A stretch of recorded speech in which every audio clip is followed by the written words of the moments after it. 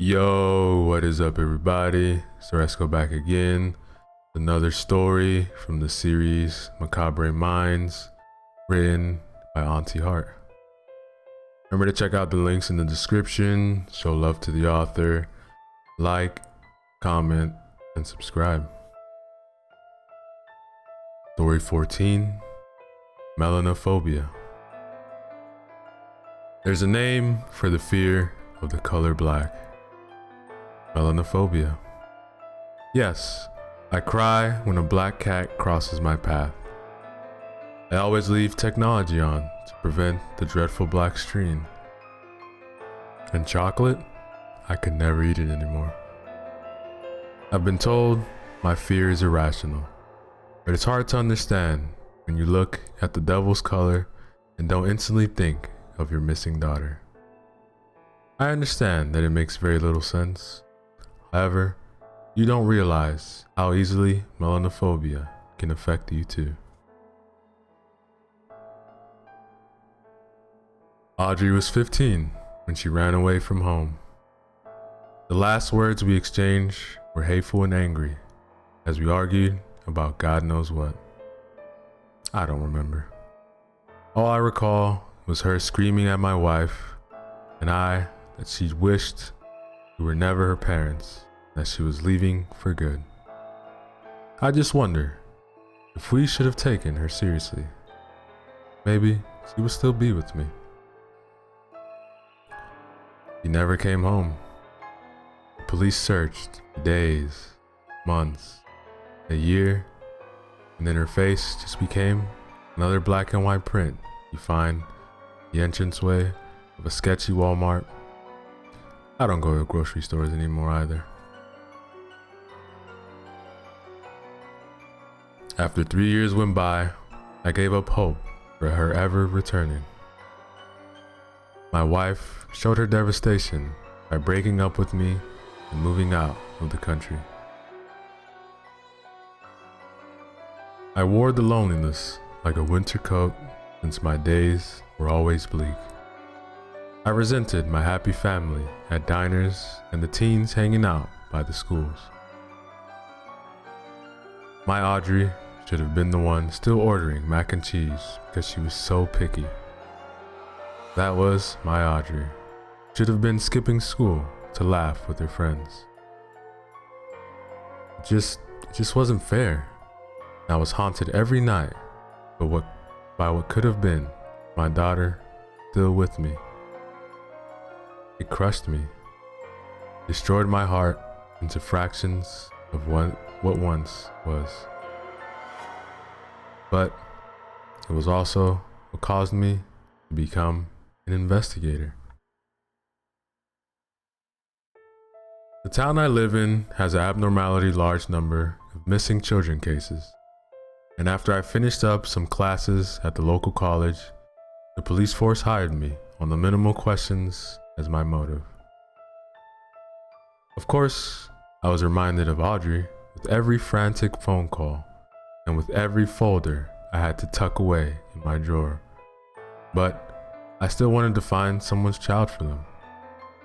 I wanted to repair a broken family. I wanted to see tears of joy for the first time in my life, rather than complete despair. I wanted to find a missing child alive. But now, I would rather find them dead. It would be so much better than what I actually found. I found Audrey alive. It was after a call I received late one summer night from a hysterical mother reporting her missing son. I was always sincerely concerned, and I met her sobs with sympathy. Ma'am, I know this is a rough time. Really, I do. Please tell me what happened, and I'll help you the best I can. Dominic was never a bad kid. His friends. Ma'am, please. What happened? I want to help. Ian and Tyler were his friends. They did stupid stuff all the time. Dominic's not a bad kid though. When they said they wanted to go camping, I thought, well, such a wholesome activity, but she began to sob again, and I gave her a few moments to compose her voice to tremble before she continued. He didn't come home last night. Ian and Tyler said they found footprints. 2 sets? Tyler's got big feet, you see. But one of the sets was tiny. And the bigger set, they were being dragged? So, where was your son last seen, ma'am? They were camping by that river. I don't remember its name. The one by the old schoolhouse? You know which one I'm talking about? I did. I used to go there on dares as a child. Good. It's just... God, I miss him. Please help me. Of course, ma'am. I'll do everything I can. I got a few more details from her about her son, and when she began to sob uncomprehendibly, I hung up the phone and ran a hand through my balding hair. Was I really that much of a mess when Audrey had disappeared? I remember giving all I could to the worthless investigators, only to be told that my daughter was probably dead. I wonder if Tyler was buried close by my daughter. After a fitful night of sleep, I adorned a rain jacket the next morning and set out into the woods. My coworker Charlie accompanied me, her blonde hair pulled up in a ponytail hidden by the hood of her own jacket. She shivered slightly as we made it into the thick of the pine trees, which oozed liquid fog on our faces. Ooh, Jesus Christ, it's cold. I suppose we couldn't have waited just till it was a little bit warmer. It'll be colder once we reach the river. She was still young. She had yet to experience loss. The first mission she had ever took resulted into her finding the victim alive. And I think that boosted her confidence above just humbleness. Hey, I know that old man. That's why I brought boots. Those will get ruined. Then you can go into the river all by yourself. Besides, I don't know how to swim. Of course not. Would it have been unprofessional to call her a liar and send her home? Alright, Charlie. Whatever you say, ma'am. The pines drizzled droplets of water down into puddles on the ground, making it muddy and damn difficult to slosh through. A few times, Charlie got stuck in a particularly deep patch of mud, and I had to pull her out. Thanks, she said after the second time. I guess your muscles aren't failing you yet, huh?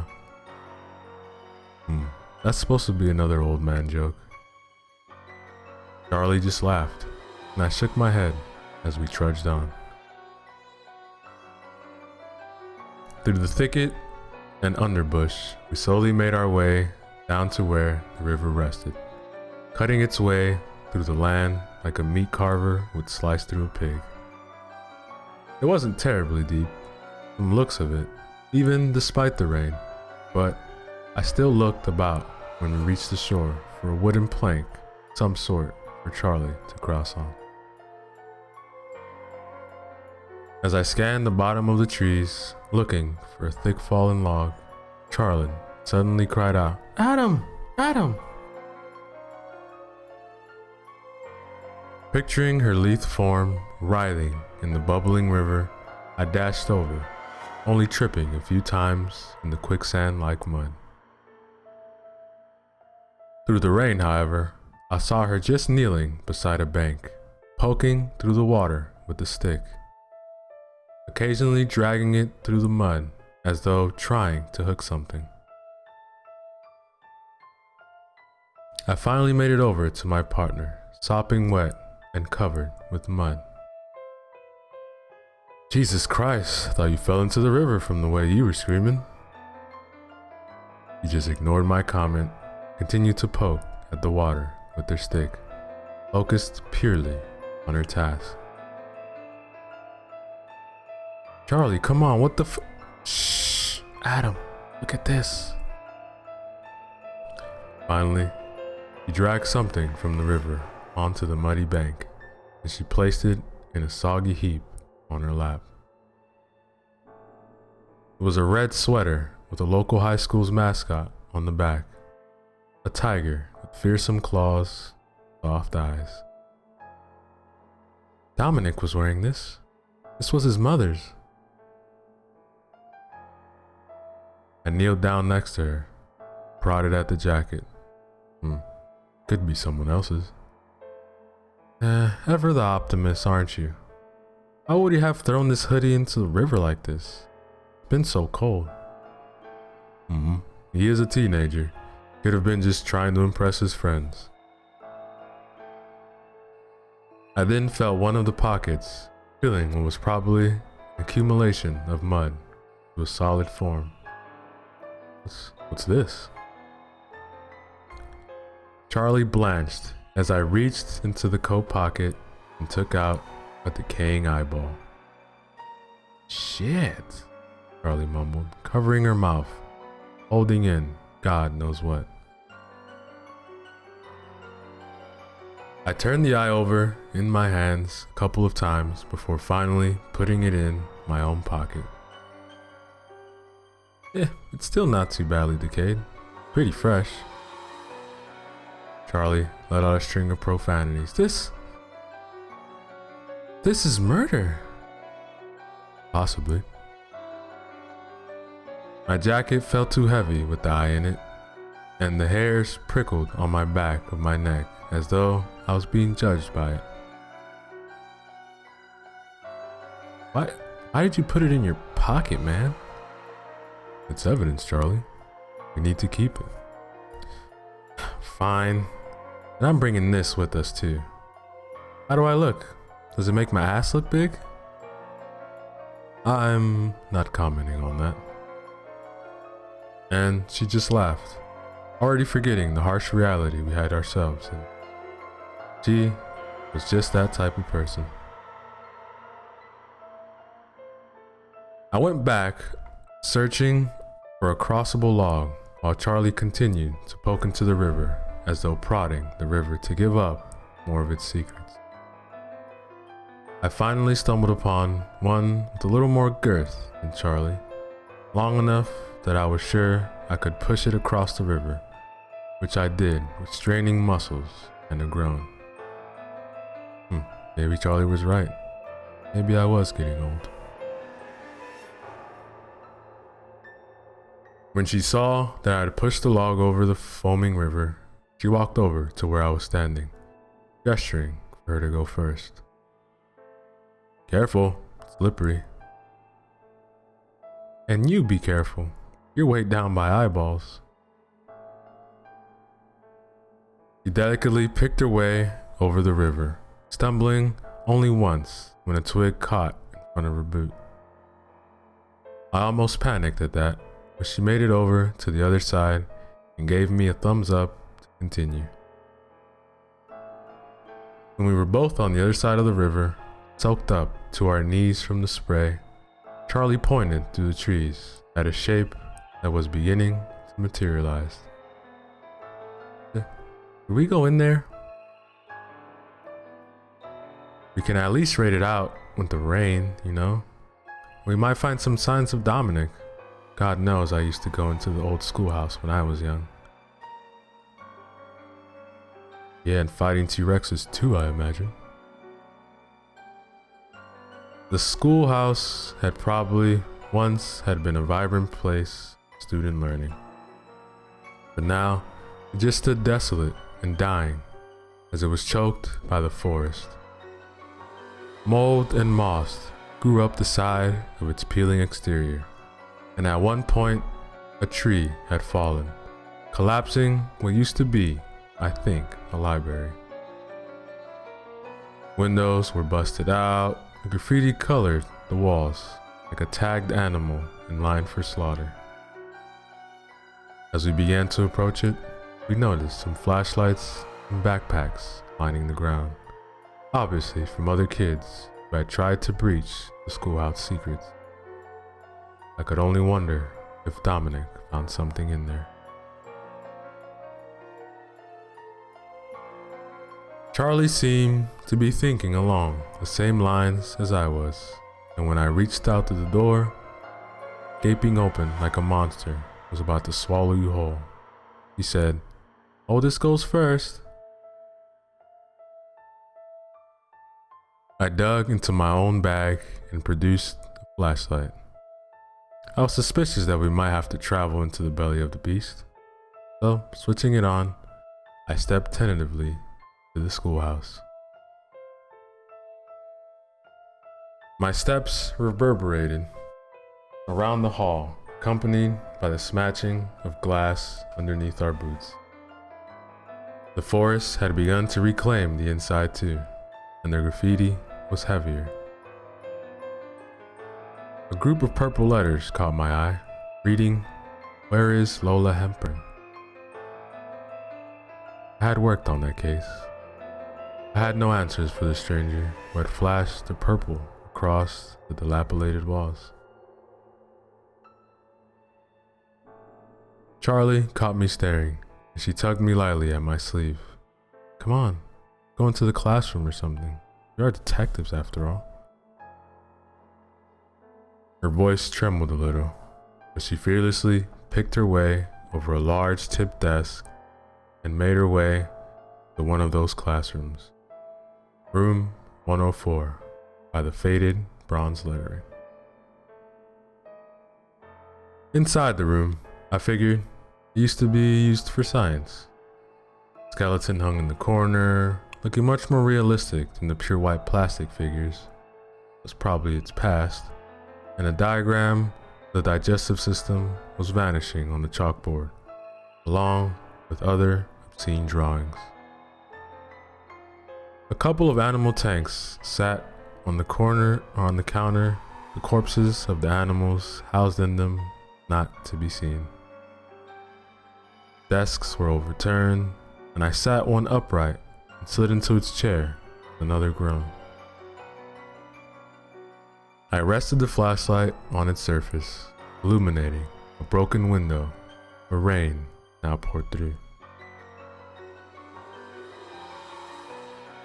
Charlie then asked, "What, tired already?" She was rummaging through some cabinets, throwing out beakers and papers as though looking for something important. I rested my head on my hand and stared at the rain, almost mesmerized. With my other hand, I felt my pocket. Not that. Just trying to wrap my head around the whole situation. Teenager doesn't come home from camping trip, footprints found in the woods, his coat and an eyeball found in the river. I really think we're looking at a murder case here, Adam. I don't know yet, Charlie. Turning from one window to watch her dig through the sand in one of the aquariums. We haven't found a body yet. Her jaw set, but instead of contradicting me, she said, "We need to take the eye in for autopsy after the storm." I know. Charlie then reached into another cabinet and pulled out a small wooden box. After rummaging through its contents a little, she dropped it to the ground, exclaiming, "Holy fuck balls!" "What?" I asked, wondering she had just found a rather large spider or something. But I knew better than that.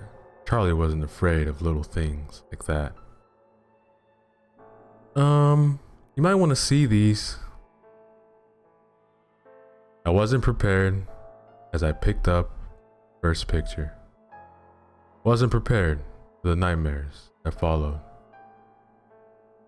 The first picture was of Michael Menlove, a young boy that went missing 5 years ago. I had to tell the parents that we could not find them, and I had to brace myself as the mother threw herself at me in desperation. Only this was just a phantom of the blonde-haired, blue-eyed child I had searched for. In this photo, he was sitting behind a dead Doberman, blood oozing out of its neck, holding a knife in one of his hands. His other arm was broken at an impossible angle, and his hair had been pulled out in clumps, leaving sore red marks on his head. His eyes had been blacked out with a Sharpie. The next picture I chose, hands shaking, Charlie gasping, was Lola Hepburn. She was Lola, all right. I recognized the signature pink floral dress her parents reported her missing in, and her striking red pigtails. Except her exposed skin was blackened, peeling off, and she was cradling a blowtorch in her little arms. Her eyes had been blacked out with a Sharpie. There were handfuls of other photos. Some of them children I knew, some of kids I didn't. Some were repeats, and some were of the same kids, only with a new form of torture being captured in the photo. This, Charlie said after a couple minutes, and she grabbed the photo lying close at the bottom of the box. It was of a teenager, naked head to toe, and covered with lacerations that appeared horribly fresh. He held out his hands where his fingers had all been cut off at varying degrees. It was Dominic. His eyes had been blacked out with a Sharpie. Christ, I whispered. This is fucked up, Adam. It was just sitting on that shelf over there. It was like someone wanted us to find it. No, Charlie, don't think like that. Go back over and see if there's anything else. A box of photographs, missing children, an eyeball in my pocket, and Charlie walked back over, something else in her hand, black and rectangular. This was the only other thing in there. A video. I have a VHS player at home. We'll watch it there. Charlie then removed the red hoodie from around her waist and wrapped the box and videotape up like a bag. If she was shaken, she didn't visibly show it. Could she see my trembling hands? Could she pick up on my disappointment that in not one of the photos was my Audrey? Alright, we need to leave, Charlie said, helping me to my feet. I was shaky. All I could think about were the children's blackened eyes. But the storm, I said lamely. Fuck the rain, Adam. I'm not staying here any longer. Something's wrong.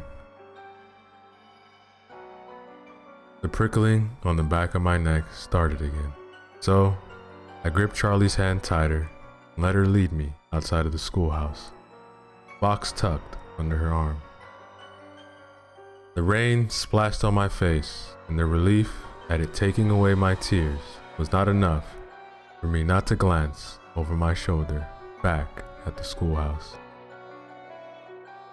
Wait, I said, stopping suddenly in my tracks, causing Charlie to trip. Shit, Adam, what the hell? But whatever I saw in the black doorway of the schoolhouse was either gone or more likely just a figment of my imagination.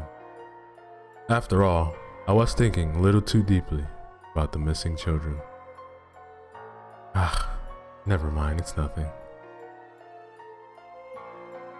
So, we made our way back to town. The city was deserted due to the pounding of the rain. A few stragglers ran across streets, hands over their heads, as though to protect them from God's wrath. As if. Nothing protects you from the storm once it hits. I had figured that out long ago.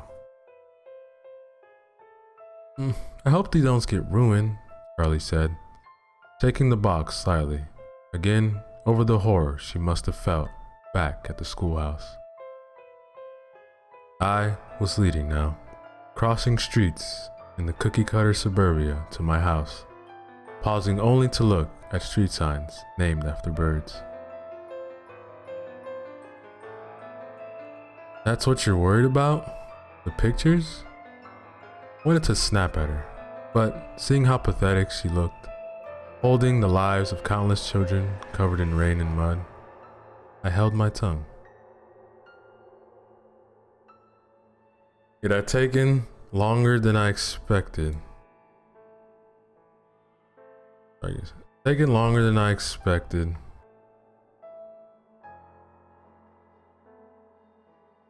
To reach my house, and in the minutes, panic began to grow in my stomach. In my house was the VHS player. In the box was a VHS. In that, I had my suspicions. I refused to let the worst thought cross my mind. I'm sure Charlie was thinking the same. When I unlocked the door, Charlie took her hair out of her ponytail and shook her blonde hair out like a dog, spraying me with even more water. Ladies first, I said sarcastically, and I ushered her into my tiny 2-bedroom home. I let her borrow a t-shirt and a pair of sweats that she seemed to swim in more than her drenched clothes. I gave her a belt to keep her pants on, which she actually genuinely thanked me for. I changed out of my clothes as well, hung them in the bathtub, and joined Charlie in my Salvation Army couch. I popped in the VHS tape and sighed when I realized it was already rewound. I didn't have enough time to prepare for this. So I just asked, "You ready?" "As ready as I'll ever be." I pressed play. The video recorder showed a blank, blinding white room which held just a chair with a teenage girl tied to it. She was blindfolded. She was struggling against her bindings. Her brown hair was messy and seemed to have twigs and ferns stuck in it as though she had been dragged. She was saying, "No," yelling something, but the camera's audio did not pick it up. Suddenly, the camera moved and the cameraman walked closer to her. With one hand, he took the blindfold off the girl. The audio finally picked up. "You bastard, let me go! Let me go, let me go home!" The hand disappeared from the frame for a moment and reappeared holding a knife. No, God, I'll do anything. Don't hurt me." I had to look away when the cameraman took the knife in her eye sockets. I looked at Charlie. She just grasped my hand as if to say, "It's okay, we're in this together." I looked at her green eyes, almost the same color as the girl in the video. I had to look away from my partner too. The video cut to black in a few seconds, and then it showed the girl alone in the room, blindfold removed, eyes completely hollow, just a few tendrils of sinew and veins hanging out. Her face and the front of her body was completely covered in blood. I think I started crying then. Charlie squeezed my hand. The girl in the video then pleaded, saying, "Stop doing this, please. Whatever you want, I'll do it. Just please let me go. She seemed to have lost her voice. It was as empty as her eyes. Her head hung, absolutely defeated. The camera was on the move again. This time, he held what appeared to be a very drugged puppy in front of the camera, and he placed it on the girl's lap. He then showed the knife, and he gently eased it into the girl's hands. No, I don't want to do this, the girl said, feeling the puppy with her bound hands. The audio went blank when I assumed the cameraman spoke. The girl began to cry through her mouth, producing choking noises that just barely resembled a sob. Whatever the cameraman had said, it had caused her to lift the knife with roped hands and bring it down on the puppy's beating chest. Charlie then muttered, "Shit."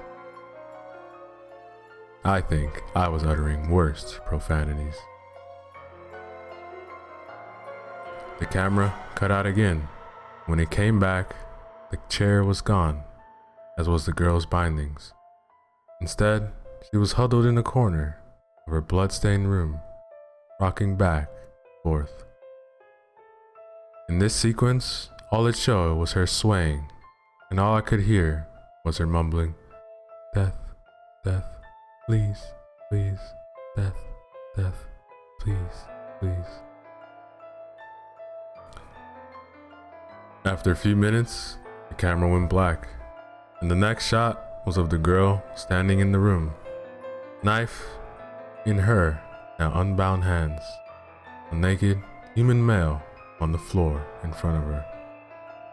The camera shuddered as though it was delighted by what it saw. The man writhed on the floor, groaning in agony, but no visible injuries were apparent on his body.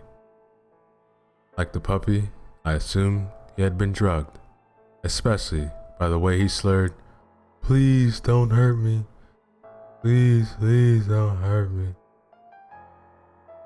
The girl was whispering something under her breath, and I had to lean closer to my speakers to hear her say, "I have to. I'm so sorry. Death." He said this probably 6 times before plunging the knife to the man's jugular. I threw up. Charlie leapt to the other side of the couch and huddled there, staring at me and then the TV, wide eyes.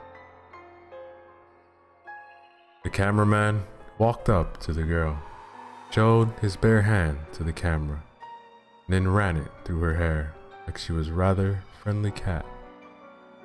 This was the first time I heard the camera speak, and then I knew it was masculine. Good girl, good girl.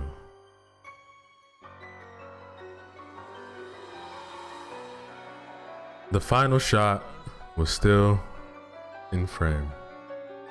It was just still, and you can see the girl's clothes had been changed. She was now wearing black jeans and a black hoodie. Someone had replaced her eyes and sewn them into her face, but instead of the pretty green ones they once were, they were now pitch black and shone like the blackness of night skies.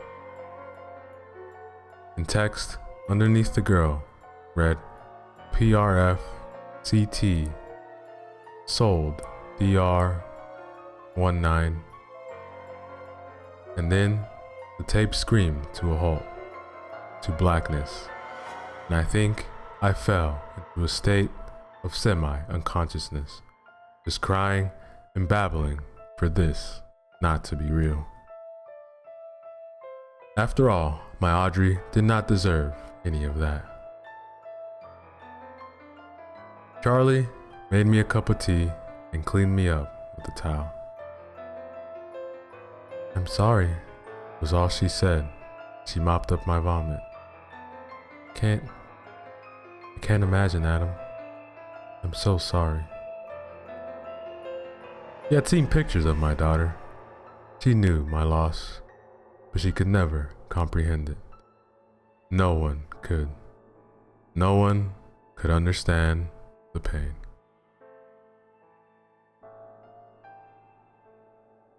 I just told Charlie I was tired. After a bit of coaxing, I convinced her to go to bed in my room, and I just collapsed on the couch. The sorrow I felt from the closure was mixed with complete and utter dread, and I was unsure as to the cause of the latter emotion. Audrey might still be alive. I should still have hope. But instead, despair just crept in, clouded my mind. My eyes refused to close as I lay uncomfortably on my couch, listening to Charlie snore loudly from my bedroom. This couldn't all be a hoax. A part of me wanted Charlie to be right. I wanted that box and that tape to be put specifically there for me to find, which meant that someone out there knew me, knew my Audrey, and maybe I could find them and make them give her back to me. Her and all the other children that I had been unable to find. I'm worthless as a father, as an investigator, a partner. What can I do now?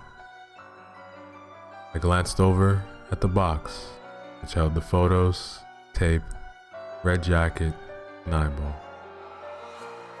Maybe somewhere in there we could dust for fingerprints or find DNA evidence. It's okay, Adam. Be okay. Of course, it wasn't. My thoughts were broken by a short, brisk tapping at my front door. I started, almost leaping off the couch in fright. After a short pause, the knocking began again, a little more forcefully. Charlie was still snoring from the other room, so I quietly reached into the table by the couch where I kept the gun. I held it, trembling hands. I crawled cautiously over to the window and used my gun to lift the curtain slightly.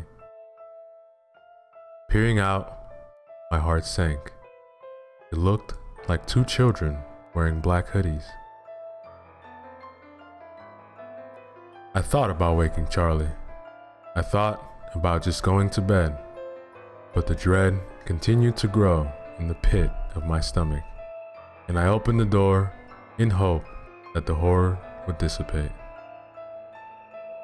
Life is never that easy.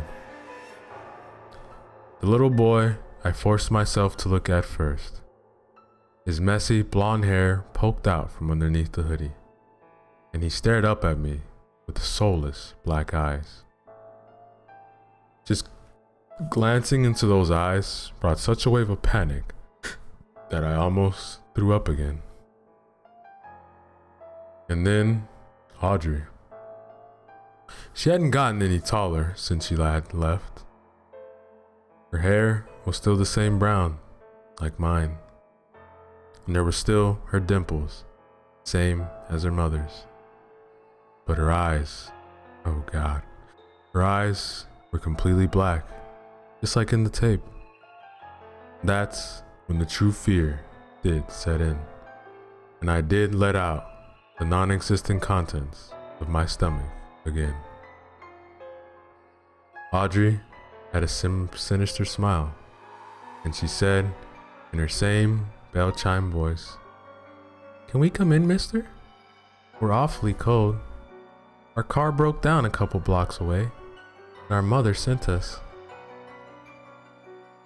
Bullshit, was what I managed to say.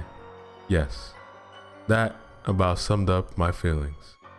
How does she not remember me? Audrey's smile wavered a bit. The little boy appeared absolutely angry, and I felt flashes of fear searing down my body, like I had poured boiling water down my throat.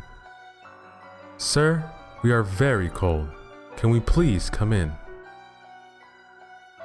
Audrey, my Audrey, asking to come back home.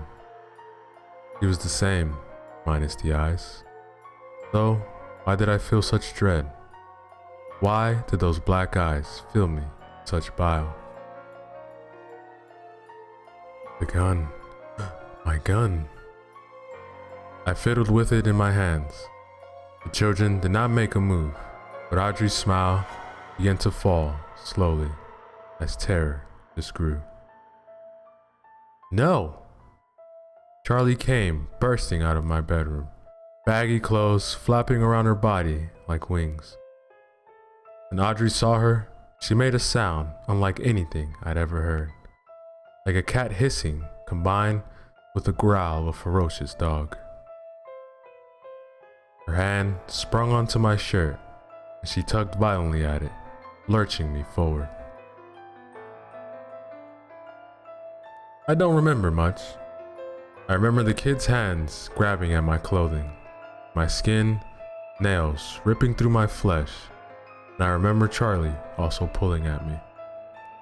I felt as I was being split in two, a fissure opening through the middle of my body.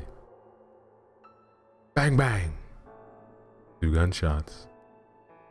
Charlie had wrestled the gun from my hand.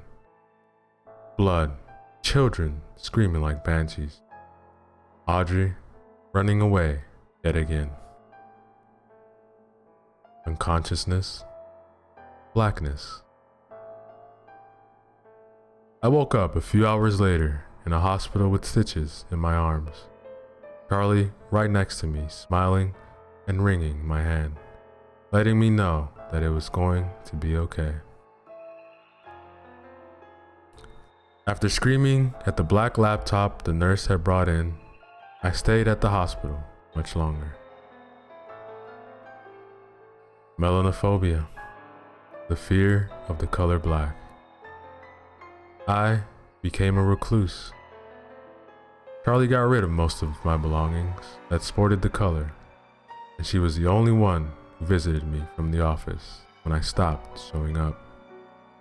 I didn't mind. She was the only one who knew why my life was ruined, and why I had to be forced to eat, pushed to take care of myself. She knew that I had found Audrey alive, but she also knew that I had lost everything forever.